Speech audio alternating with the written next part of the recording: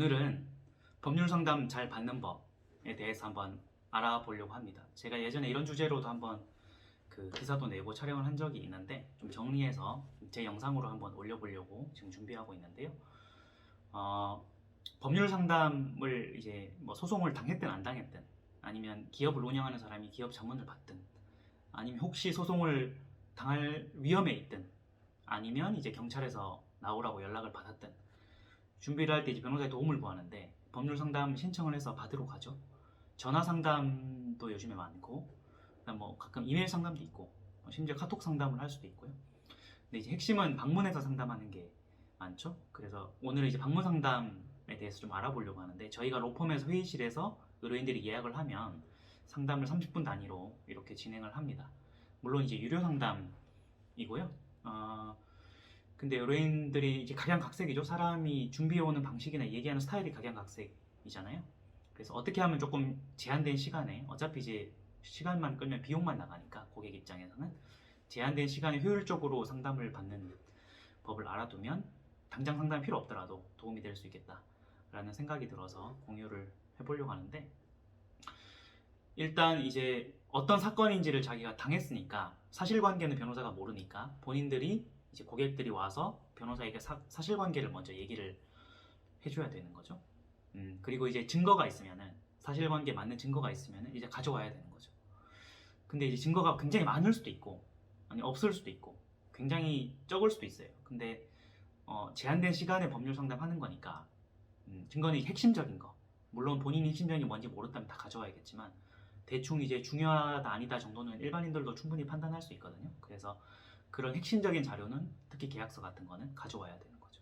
그리고 계약서를 가져올 때도 그냥 가져오면 또 시간이 걸리니까 자기가 생각할 때 이게 문제가 된다고 생각하는 것들 이렇게 표기를 해서 가져오면 더 좋습니다. 그럼 그 부분 위주로 먼저 보면은 시간을 절약할 수 있겠죠. 자, 그래서 계약서와 같은 법률 문서 중에 핵심적인 것들은 이제 상담할 때 사전에 자기가 한번 보고 체크를 해서 물어볼 것들을 그리고 가져온다. 이게 핵심인 거죠. 상담 준비는. 그리고 요즘에는 이제 많이 이렇게 하는데 와서 물어볼 것들을 이렇게 미리 적어오면 당연히 좋죠. 항목을 정해서 이런 것들을 내가 궁금하니까 변호사님이랑 상담 받을 때 물어봐야겠다고 미리 적어서 가져와서 순서대로 물어보면 저희가 답변하기도 좋은 거고요. 요즘에 이제 네이버나 지식인 검색이 가능하니까 일반인들도 상식적인 법률 정보들을 알 수가 있잖아요. 그런 것들을 사전에 이렇게 검색을 해서 자기가 생각할 때 법적으로 이런 게 있는 것 같은데 변호사님 생각을 듣고 싶다라고 하면서 이제 얼마든지 물어볼 수도 있는 거죠. 그래서 그런 기본 정보들도 조사를 해오면 좋습니다. 그리고 또 한 군데만 상담을 받는 분도 많지만 여러 군데 여러 명의 변호사에게 상담을 받는 경우도 많잖아요. 뭐 보통 5명, 10명까지 되지는 않고 2명, 3명은 좀 있는 것 같습니다. 그렇게 했는데 예를 들어서 이번에 상담 오기 전에 다른 이제 로펌이나 변호사님이랑 상담을 했다면 그런 것들을 일부러 이렇게 숨기는 분들도 있는데 그런 걸 전혀 숨길 필요가 없어요. 오히려 다른 데 상담을 받았더니 이런 이제 의견을 주시더라. 근데 여기에 대해서 좀 변호사님 의견을 듣고 싶다라든지, 왜냐면 이게 어떤 전문가 의견이기 때문에 과학적인 우리가 팩트를 분석하는 게 아니니까 사람마다 전문가마다 의견이 다를 수 있으니 세컨 오피니언을 듣는다는 차원에서는 사전에 선행 의견을 받았던 내용을 공개를 하는 게 좋습니다. 그러면 상담하는 변호사 입장에서도 이제 그것들과 비교해서 자신의 의견을 더 명확하게 정리를 할 수 있으니까요. 그런 것들을 이제 알려주는 게 좋다라는 거죠. 그리고 이제 방문 상담은 말씀드린 대로 상담 시간이 제한돼 있어서 사실은 얼마나 상담이 걸릴지는 몰라요. 그래서 내가 오늘 30분이나 1시간 정도 상담을 예상하고 왔는데 상담이 길어져서 그 시간에 못 끝나겠다 하면은 물론 본인이 시간 여유가 더 있으면 시간 늘려서 상담을 할 수도 있는데 뭐 본인이든 변호사든 상담 시간이 딱 제한돼 있고 뒤에 다른 일정이 있으면 또 못 하잖아요. 그러면 첫날은 거기까지만 상담을 하고 추후에 이 부분에 관해서 변호사님하고 다시 뭐 전화를 하든 상담을 듣고 싶다 이렇게 정리를 하면 되는 거죠.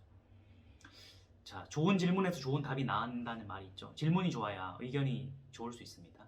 그래서 제가 알려드렸던 계약서 같은 증거를 분명하게 마킹을 해오는 거, 그 다음에 선행된 다른 의견, 전문가 의견을 받았으면 그것들을 공개하고 거기에 대한 이제 추가적인 의견을 듣고 싶다라고 얘기하는 거, 그리고 자기가 네이버나 인터넷 포털 사이트에 사전에 뭐 그 일반인 관점에서 조사했던 어떤 법률 정보들 그런 것들도 사전에 오픈을 하면 좋습니다.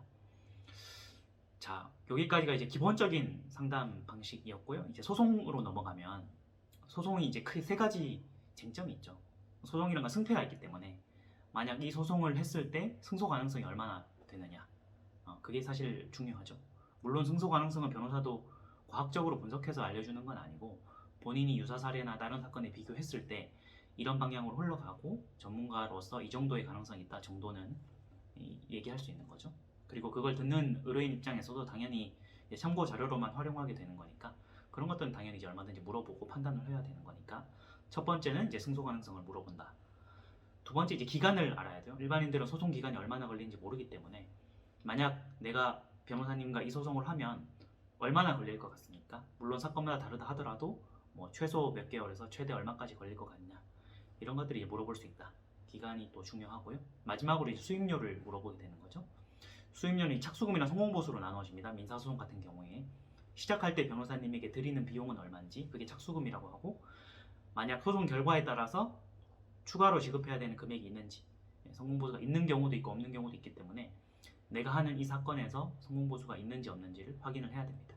물론 패소를 하게 되면 성공보수는 지급하지 않는 거고, 성공의 조건마다 사건마다 다르기 때문에 어떤 경우에 성공으로 보게 되는지 이런 것들도 물론 변호사님이 친절하게 설명해 주겠으나 자기가 먼저 알고 물어보면 더 정확하게 알 수 있겠죠. 그래서 정리하면 승소 가능성이 얼마나 되는지를 물어볼 수 있다.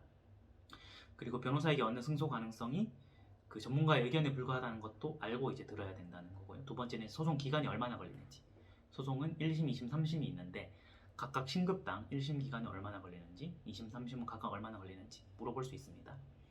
마지막으로 이제 비용, 수임료가 얼마인지를 물어봐야 된다. 수임료는 착수금이랑 성공보수로 나눠질 수 있습니다.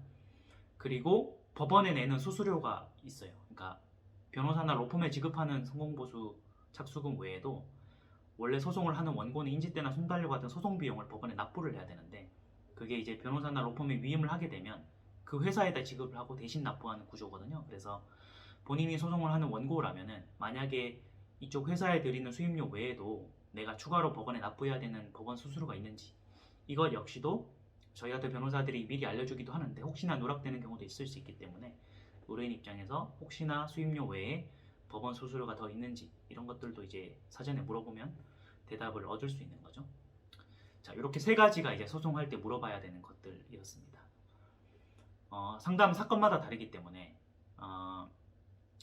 소송을 하는 원고인지 소송하는 피고인지는 본인이 알잖아요. 그리고 사실관계는 변호사가 모르기 때문에 왜 이런 소송을 하게 됐는지 그동안의 경위를, 핵심 경위를 반드시 알려줘야 돼요. 그거는 우리가 알고 싶다고 해서 알 수 있는 게 아니기 때문에 의뢰인이 얘기를 100% 진실로 믿고 마음을 열고 듣는 거라서 가감 없이 너무 본인 입장에서만 얘기해도 안 되고 객관적인 사실을 이제 알려줘야만 좋은 결과를 얻을 수 있습니다. 혹시나 의뢰인들이 본인에게 유리한 것만 알려주고 불리한 것들 안 알려주면 변호사는 그걸 진실로 믿고 소송을 하는데 본인이 안 알려줬던 내용 때문에 패소하는 경우가 종종 있어요. 그래서 본인이 소송을 이기기 위해서라도 객관적으로 모든 사실을 가감없이 상담받을 때 알려줘야 됩니다. 내가 생각할 때 이런 부분은 유리하다고 생각되고 이런 부분은 불리하다고 생각되는데 이런 불리한 사실도 일단 진실대로 알려주고 이런 부분을 어떻게 돌파해 나가면 되는지 의견을 구하면 되거든요. 그래서 그런 부분을 반드시 알려줘야 됩니다. 자, 오늘은 이제 법률 상담 잘 받는 법에 대해서 알아봤는데요.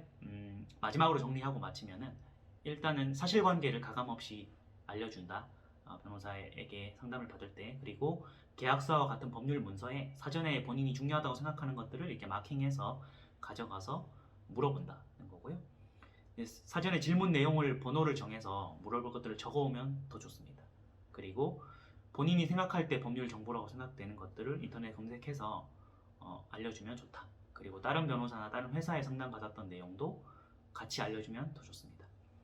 구체적으로 소송과 관련해서 세 가지를 물어본다고 말씀드렸는데 첫 번째는 승소 가능성을 물어봅니다. 이 소송을 했을 때 얼마나 가능성이 있을지.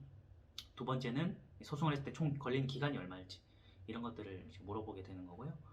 마지막으로는 수임료가 얼마인지를 물어봐야 되는 거죠. 수임료는 착수금이랑 성공보수로 나눠지고 그거 외에 본인이 원고라면은 법원에 납부해야 되는 소송 비용이 있는데 그 법원 수수료, 구체적으로 인지대 송달료 같은 게 얼마나 발생하는지, 혹시나 소송 도중에 감정이나 이런 게 있어서 추가 비용이 발생할 가능성이 있는지 이런 것들도 물어보고요. 소송을 이기면은 상대방한테 변호사 비용을 법적으로 받을 수 있는데 그 비용이 얼마인지 그것도 이제 물어볼 수 있는 거죠. 우리나라는 소송을 패소자가 민사소송 부담하기 때문에 법적으로 받을 수 있는 변호사 비용이 정해져 있어요. 내가 부담했던 총 비용 중에서 일부를 상대방한테 받을 수 있는데 그 비용이 얼마인지를 이제 사전에 물어보면 정확하게 알 수 있습니다. 구체적으로 절차나 비용에 관해서는 제가 법률 영상에 별도 영상으로 이제 공유를 해드렸으니까 그 내용을 보시면 되고요. 오늘 말씀드렸던 이런 것들을 이제 의뢰인으로서 로펌에 방문해서 상담을 받을 때 사전에 알고 가면 훨씬 효과적인 상담을 받을 수 있는 거죠. 이런 내용을 모르고 그냥 상담만 받으면 유료 상담이니까 비용은 비용대로 날리고 그리고 듣고 와서도 내가 정확히 뭐를 들었는지 모르겠다 이렇게 될 수 있죠. 그러면 또 같은 내용을 상담을 받아야 되고 그럴 수 있습니다. 그래서 오늘 알려드렸던 내용을 충분히 숙지를 하고 과감하게 자기가 이제 필요로 하는 정보들을 전문가의 도움을 얻는 것을 절대 망설이지 않기 바랍니다. 모르면 이제 물어봐야 돼요. 그리고 본인이 모른다는 사실 자체를 모를 수도 있기 때문에 그러면 더 위험하게 되는 거죠. 그래서 미리미리 전문가의 의견을 듣고 준비를 해나가면 좋을 것 같습니다. 자, 오늘은 법률 상담 잘 받는 법에 대해서 공유를 해봤고요. 다음에 또 다른 영상으로 만나 뵙도록 하겠습니다. 자, 오늘 영상 마칠게요. 고맙습니다.